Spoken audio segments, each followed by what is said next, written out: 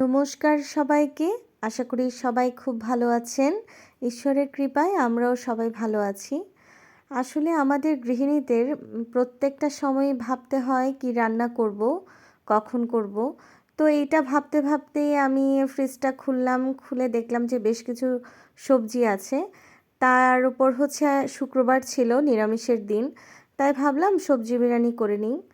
তো আমি প্রথমে এই সবজি বিরিয়ানিটা করার জন্য আমি একটা মশলা বানিয়েছি। তার মধ্যে জিরা, ধনে, নারকেল, বাদাম আর কিশমিশ ছিল। আমি ভালো করে ব্লেন্ড করে নিয়ে তারপর আলু, গাজর আর হচ্ছে মটরশুঁটি, সয়াবিন আমি এগুলো ভালো করে ভেজে নিয়েছি।